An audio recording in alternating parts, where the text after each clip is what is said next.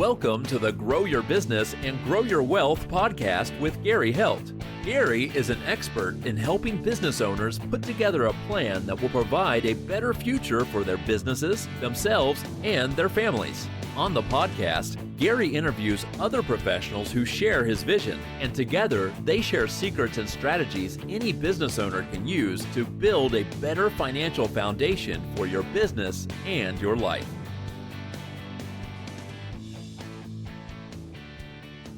Hey, welcome back to the podcast. This week, my guest is Rochelle Hemingway, and she is the CEO and founder of Success LLC. Welcome, Rochelle. Thank you. Thank you for having me here, Gary. So, Rochelle, you started out when you were 18 and decided to go into the military. What made you decide that? Well, I went to college for about a year and I was not getting the grades that my parents were expecting me to get. And I was going to a community college, and one of my friends, my girlfriend, said, "Hey, have you heard about the buddy program?" And I said, don't know what you're talking about." And we found ourselves at the recruiting office. And my dad had served in the military for 23 years. So I had a little bit of knowledge about the military, but it was not something that I had been thinking about until we ended there. And she went to the Army side. I went to the Air Force side. So needless to say, it was not a buddy program. And off she went to Army boot camp and off I went to Air Force boot camp. And she served for a few years in the Army and I served for 30 years in the Air Force. So the math is not mathing, but it worked for me. Right. And I made a career out of it. What are some of the I'm going to say fond and not so fond memories that you have while serving? Well, I'll start with the good before I go to the not so good. I think the great thing about being in the military is really at the time that I went in, I needed some structure and I needed some discipline. And I also found out that working with teams of people and leading teams of people was something that was actually very rewarding. And I got to travel to all these different places, meet new people, different cultures, different environments, providing different types of services. And I truly love that. And we got stationed at all these different places throughout the world. And so, going into retirement, now that I'm in retirement, it's just, you look back on it and say, wow, that was so surreal. That was so neat for me to have these opportunities. Now, the not so great things about being in the military is you're really pretty much told what to do. You belong to the government, if you will. You wear a uniform every single day. There's prescribed times that you have to show up, regardless of whether or not you feel good. And you have to meet the requirements of being in the military, which can be a little bit stringent, and can be overwhelming. So, the stress of not really knowing where you're going to be at, what your family is going to be put under, um, those things come with it. And it's really hard sometimes to figure out how to put everything together and still show up in the uniform ready to go. Yeah. And I guess there's, things with leadership and Mhm. if you like the person that's leading you, or if you don't like the person leading you, you're kind of Yes. stuck.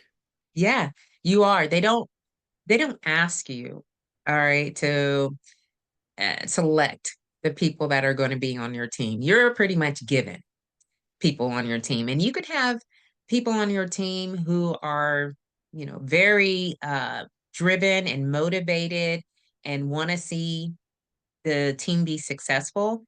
Then you could have others who, for whatever reason, they are not excited about their service.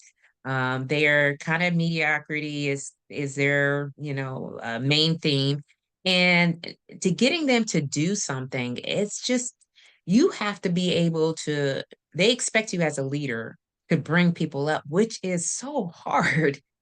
It's so difficult. And they put all that responsibility and that heaviness on you. And it's not a reflection of you, but perception is reality, Right. especially in the military. Right. Now, you like you said, you've retired now after 30 years of serving in the military, and Yes. we appreciate your service. Thank you. Now, you've kind of, made a totally different shift, and you have come out, gotten your master's degree. You've written a great book. Anybody who we'll talk about this a little bit, it's a good read. You got to read it. And you've started your own business. Yes. Can you talk about that a little bit? Yeah.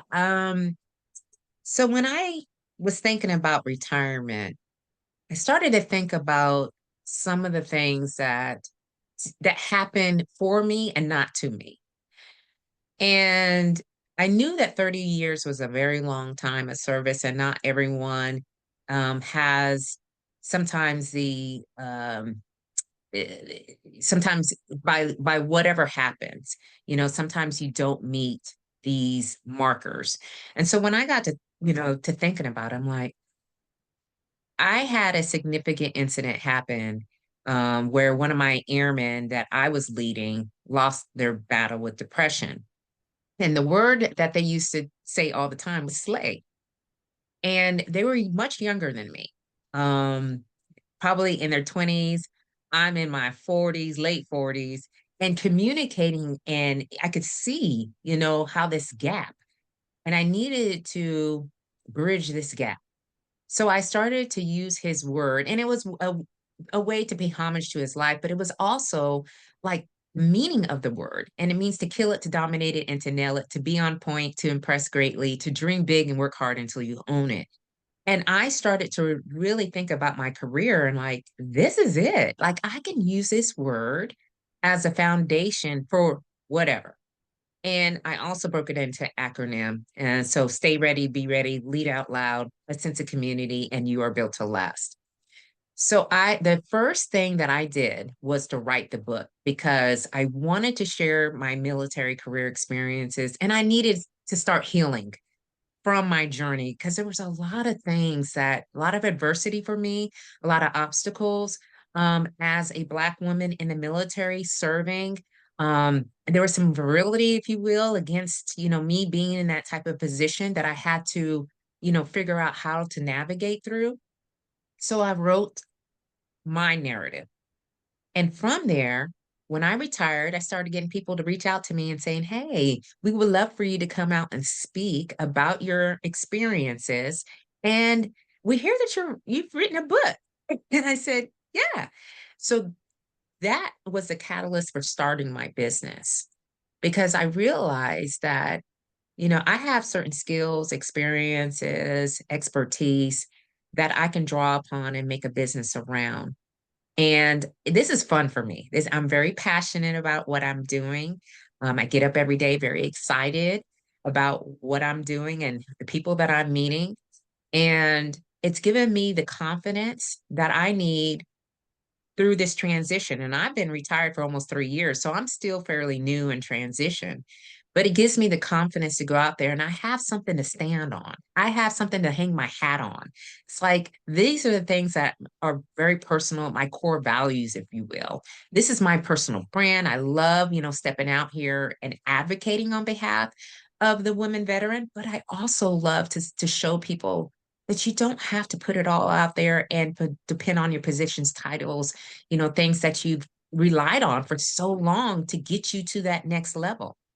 So that's really, kind of how I started. And it's grown legs. I have talk shows. I've written two more books about personal branding. And I do coaching. I do personal shopping for women who are transitioning because, they love styling and they don't know what to do. So you never know where it's going to take you. And one of the things I try to encourage anyone who's transitioned is just to do it. Just start.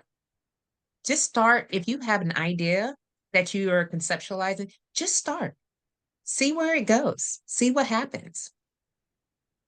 So I've had the privilege of hearing you speak a couple times, Yeah. and um, your nickname is Slay Queen, Yes.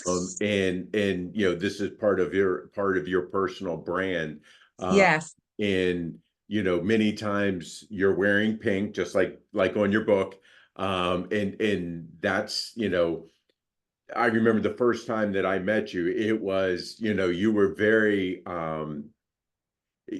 bubbly. You were, Yeah. with the pink, you were very bright. And, but when you started talking, it was, you had a presence about yourself. Uh, Yeah. and it really, you really captivated the audience, when you spoke. Uh, Thank you.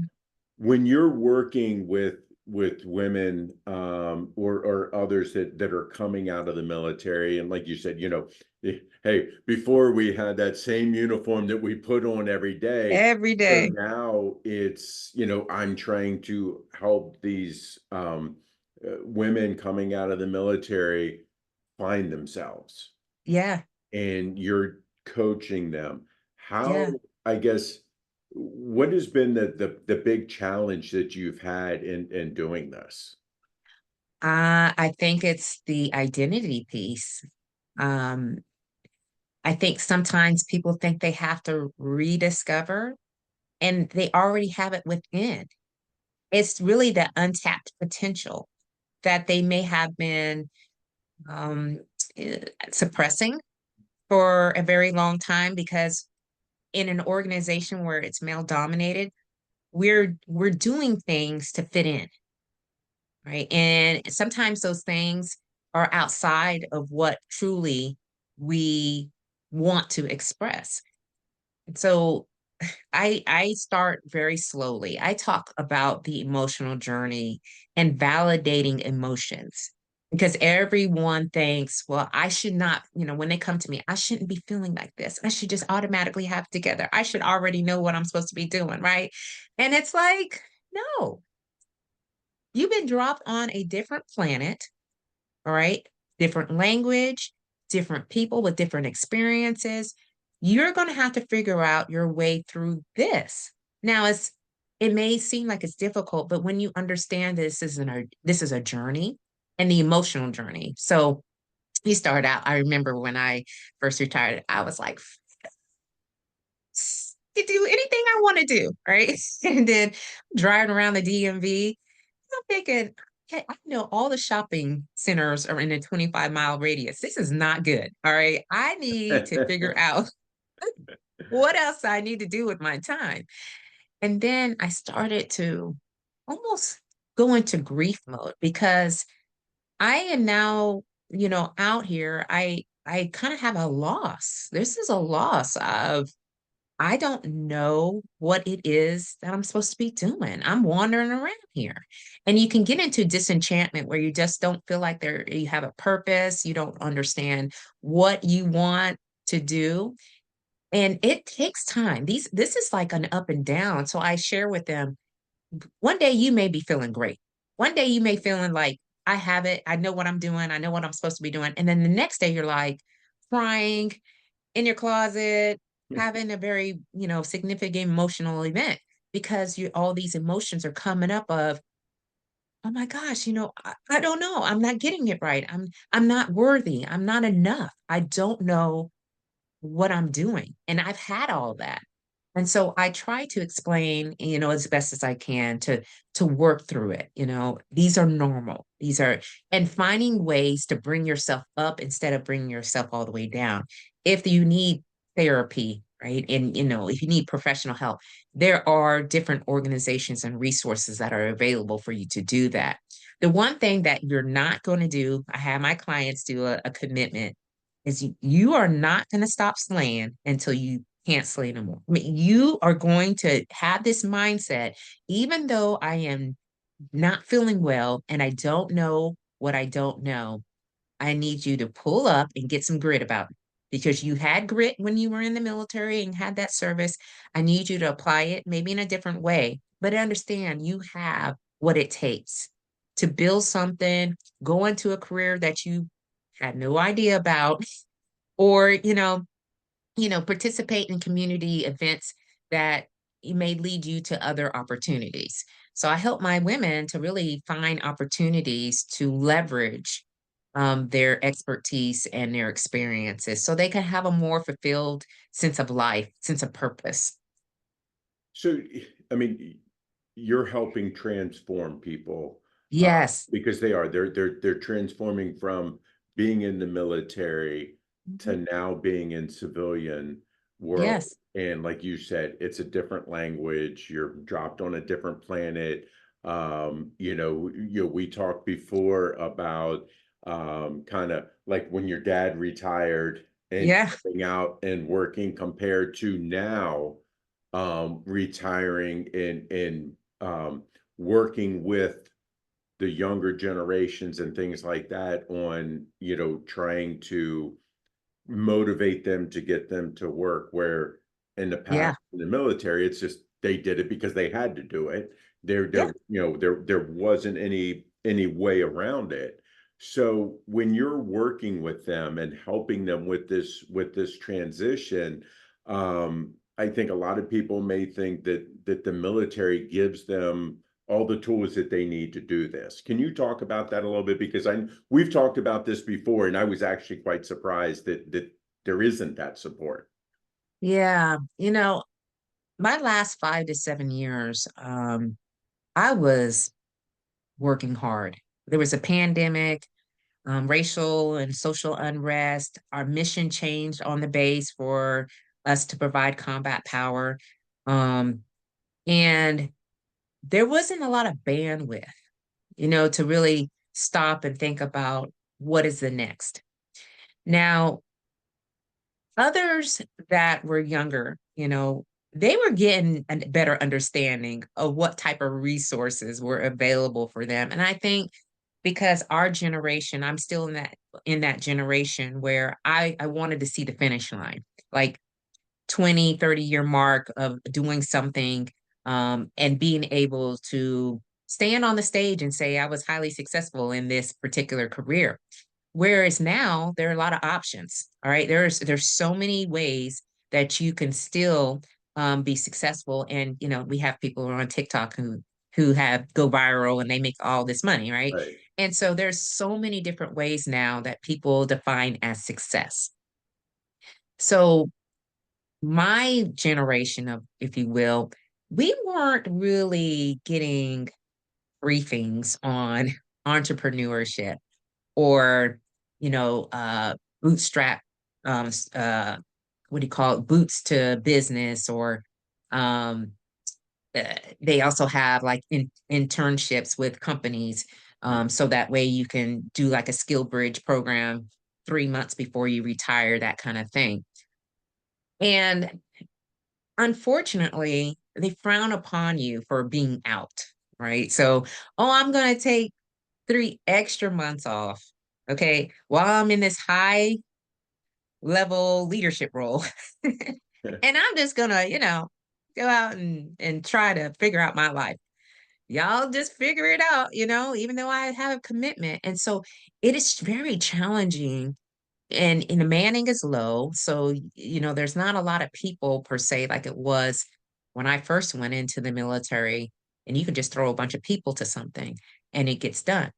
So, when people are surprised to hear that there's not really a lot of talking about entrepreneurship or skill bridge. Now skill bridge is more common than it has ever been, because they are trying to change the narrative. But I didn't hear anything about, hey, do you want to become a business owner or a CEO of your own? No, no one was ever sharing that with me. I saw people who were retiring maybe a year, before I did, that was starting their businesses. And I was like, oh, I think I can do that too.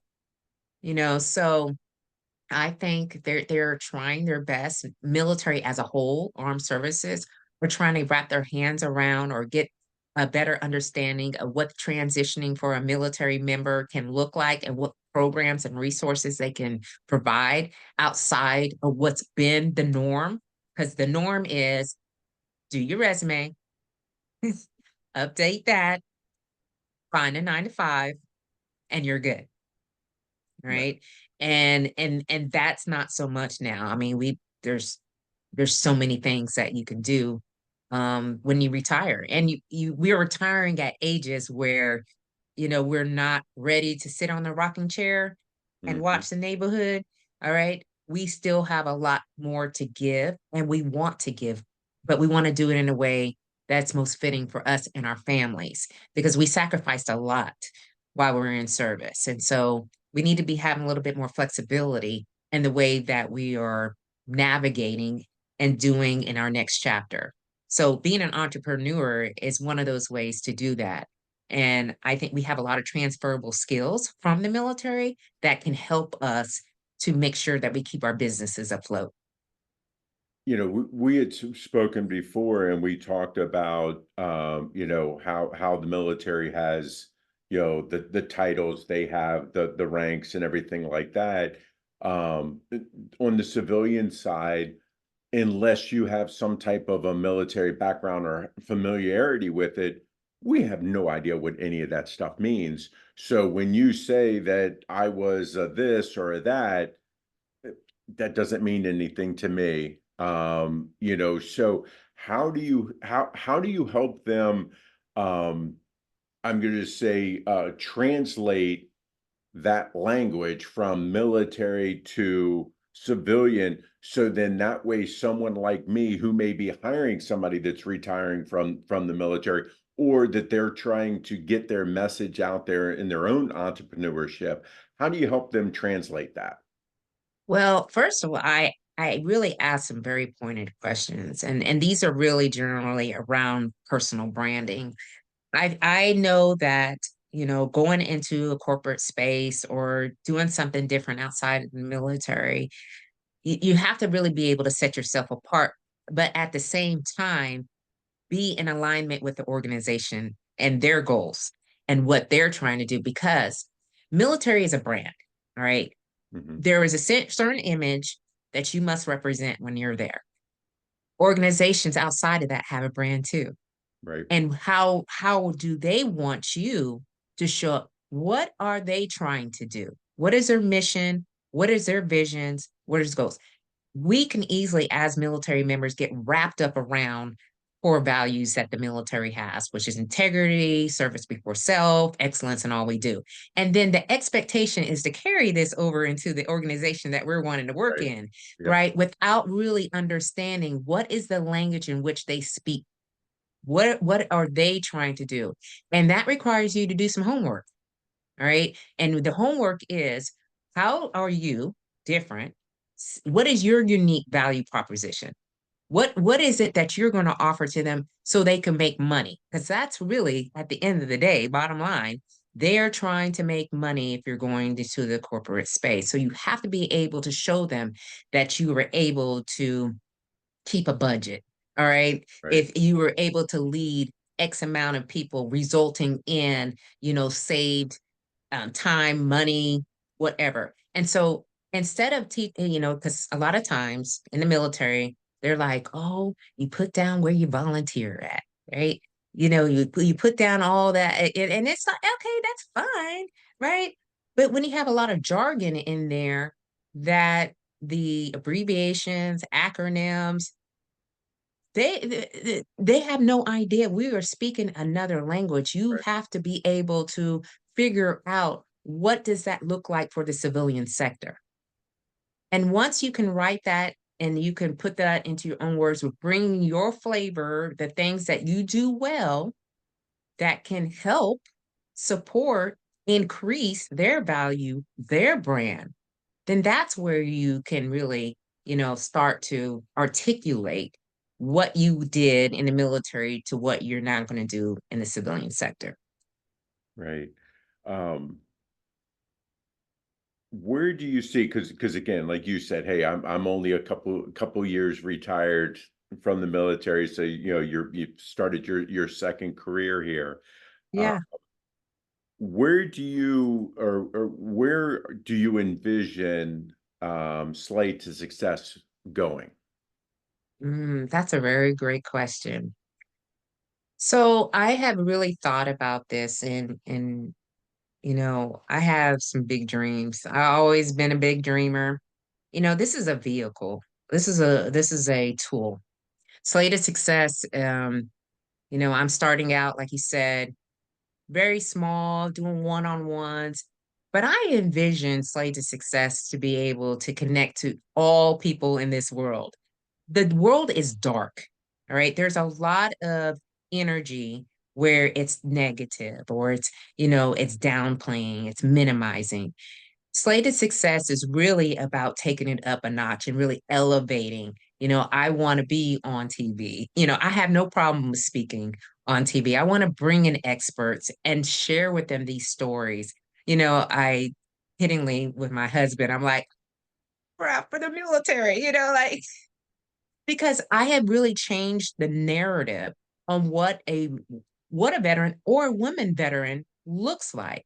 And there's a lot of stereotypes. There's a lot of misassumptions about veterans. And there's so many of us that are deciding, hey, we want to go out and do something big. We want to do something different. We want to do something that's absolutely going to make these communities more powerful and confident in what they're doing for the world and at large. So I'm sitting here like this is my awaiting, this is like I'm waiting for the moment to be able to share and be a conduit, to be a voice, to be most importantly out in front and being a better human being. Um, and so that is the direction that I'm going into. And you never know where this is going to take you. And I think that's the beauty of why I started the business. I know that there's something bigger for me. And so being in service was just a starting. It's a starting point. And I'm not starting from scratch. I'm starting from experience. And Right. so I just want to be able to, I don't know, show the world what I got. Great. Um, eh, I know we've talked a lot about the military to civilian transformation that you help people with, but you also help women with their personal branding, even if they're not in the military. So I don't Absolutely. I want people to know that you do more than just this transition from military. But I thought it was important to talk more about that just because there's really not much out there for people. And because of, the DMV area that we live in, there is a lot of military that are here, from, Pentagon, Fort Meade Yeah. and so forth. So there's a lot that are here, many different bases here, that you're able to touch these ladies' lives and really help them with this, but you also do this, for non-military. Can you talk a little bit about that? I can. So all of us have a story and our stories matter. And personal branding, some components of that is writing your own book, Right. and putting it out there, your experiences, your true lived experiences. Starting talk shows, or podcasts. Great way for people to get to know you and put your own spin to what you want to speak to. Like, there's a lot of thought leaders, and they just don't know how to express themselves. I help women build up their blog posts. They want to just write. They just want to build a website about them, and be able to be a speaker, a public speaker. This is all personal branding. These are things that you can do without a lot of monies, all right? Because this is you. This is you being out there. What message do you want to convey? How do you want people to perceive you in your next? We talk about your appearance. I love to make sure that my women that step into a room and they don't have to say anything. Don't say anything. All right. Your presence in itself will say it already, because we're going to talk about your professional appearance. We're going to talk about your body language. We're going to make you shine bright in a room to where people are wanting to engage with you and be very approachable, and they want to learn more about what you're doing and what you have been doing, right? And so communication skills, sometimes we don't know what to say and how to say it. I help women to formulate their signature speech, whatever the message is. I help them with networking. When we go in networking rooms, sometimes we are a little bit shy and we're not sure what to say. We don't have a personal brand statement that shares what we do and how we do it and include our core values. I help women to do that. And then the online presence, that's the like that's a work, but I'm absolutely sometimes a little bit it's very flattering to me, because women will call me like, I want a LinkedIn profile like yours. And I'm like, and so we walk through that, because we're living in a digital age. All right. People can Google us at any point. Right. What are they saying about you? What do you want them to know about you? How do you want them to take the information that you're putting out there? So, you know, I know that some of these things are a little bit like, oh, these are like the smallest things, but these small things start adding up. They add up to be big, and you have no idea when you're going to step in somewhere and they're going to ask you to be the one to present or to share, and you want to be ready. You want to be ready to give that, because we have no time to be wasting. All right. I know I'm not wasting any more time. I'm almost 52 years old. I don't have a lot of time just to be wasting and kind of trying to figure it out, floundering around. I want to make some impact and a difference in this world. And the way that I have to do it, I have to be very strategic. And so that's what I teach my women, being very strategic on what they want, what are their goals, what do they define as success for them? And then we make a plan and we walk that out. Yeah, I mean, again, we've met in person a number of times, and I will tell you guys that when Rochelle walks into a room, everybody knows. And it's Yeah. not that she's loud and boisterous or anything Mhm. else. It's just the presence that she has, and you want to talk to her. You want to know Yeah. more. You want to get more. So, I'm going to say that, you're not just talking the talk, you're walking the walk. And I think that that's something that's very important. Yeah, I am a firm believer that we can preach all day, right? Because we can get into preach mode. Right. And we say we are practicing what we preach, but I am preaching what I'm practicing. And I think that's an important, because I'm in alignment with what I want, right? I'm in alignment with, I know what I stand for, and I know my boundaries. I know, kind of where my weak points are, where my stronger points are. And I'm leaning into those things that really are my most authentic, best self. Not just my authentic self, my authentic best self. And so there's a lot of different strategies that I use to do that. But I think it's important, especially if you're really want to start a business, you're going to have to put yourself out there. You have either passive or active, appearances. Your passive is just like what we're doing right here, networking and doing podcasts here. But when you're out, it has to be in congruent and in alignment with who you are, and I think that's the gap. Sometimes people are like, I don't know what to do. I'm not quite sure. They're gonna make fun of me. They're not gonna like me, they're gonna think I'm goofy, and it's like, you're you're human, you're a human being. All right. Just go into it being your best authentic self, your best self. So we work on some confidence boosting, confidence building. That's why you're the Slay Queen. That's for sure. So I could go on forever because I think, like I said, I think there's a lot of things that you're doing, and we've only scratched the surface on Yeah. what all you're doing. Definitely, we're going to have a part two on this. Part two. Yes, Coming up. sir. So, Rochelle, what have I not asked you? You wish I had. Um, I think people think that I am all put together. I think they think that I'm somewhat of a perfectionist. I'm a recovering perfectionist because of being in the military. I mean, they really Right. wanted you to hold the line. But I found out that I have struggles that I've been working through for a very long time. And one of those things is my health and fitness journey. So they call me Slay Queen for my workouts, right? I still do high intensity training. I sprint, I lift heavy weights. I used to weigh 200 pounds before I came into the military, and I maintained my weight all these years.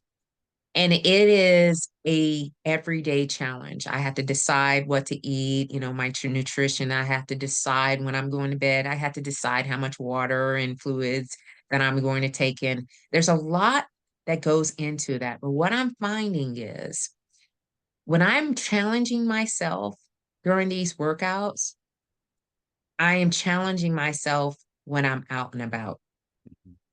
And it allows me to, yeah, I look back on that girl that was, naive, didn't know what she was doing.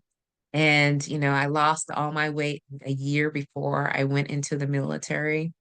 I'm not that woman, really. I mean, yes, I see her, but I see kind of ups and downs and in betweens. And I've picked up and I've grown so much. And so I still challenge myself because I still have this next chapter that I'm still growing into and knowing. So I depend on my health and fitness journey to really drive me and motivate me intrinsically to do the things that I'm very passionate because business is hard. I don't care what anybody else is saying out here, right? It's not easy. All No, it's right. It's not. not No, for it's faint not. of heart. Uh-uh. You got to believe in your business. And if you don't believe in your business, then that business is not going to sustain for long periods of time. So, you know, the why in Slay is you are built to last. And that's what I do every single day is how much more. And I'll get kicked down and I get back up again. I use all the experiences that I have through my workouts, if you will, but it drives another type of energy for me. And I am absolutely excited for this new chapter. Great. So Rochelle, if people like what they're hearing here and Yeah. they would like to reach out to you for, just to talk to you, Yeah. to find your podcast, to find your books, to learn more about your coaching, how can they reach out to you? Then go to my personal website. It's www.slay2to success.com. I'm also very big on LinkedIn. So if you find me on LinkedIn, I post almost every day. My talk show is on YouTube. So if you my name into the search engine, you'll find that I have two talk shows, one on Tuesday and one on Sundays. Or you can reach me by email at info@slaytosuccess.com. Great. Rochelle, really appreciate your time today. I think our listeners will get a lot out of this. And I recommend to everybody, follow up, go to Rochelle's website, listen to her talk show. She's got a lot of good things to say for sure. Thank you. I appreciate you having me on your show, Gary. This is awesome. Absolutely amazing. Great, great. So everybody, thank you. This week our guest was Rochelle Hemingway, who is the founder and CEO of Slay to Success LLC. I'll see you guys next week. 49 faces looked to him in triumph. Over the last 12 months, they had each taken turns and promoted his business for a week at a time, driving over $987,342 in revenue. What if you had a network of 50 centers of influence who promoted your business every week for a year? Grab your copy of the #1 Amazon best-selling book, The Ultimate Guide to Growing Your Business with a Podcast, at 33% off the Amazon price by going to ultimatepodcastbook.com. Again, that website for 33% off the Amazon price is ultimatepodcastbook.com.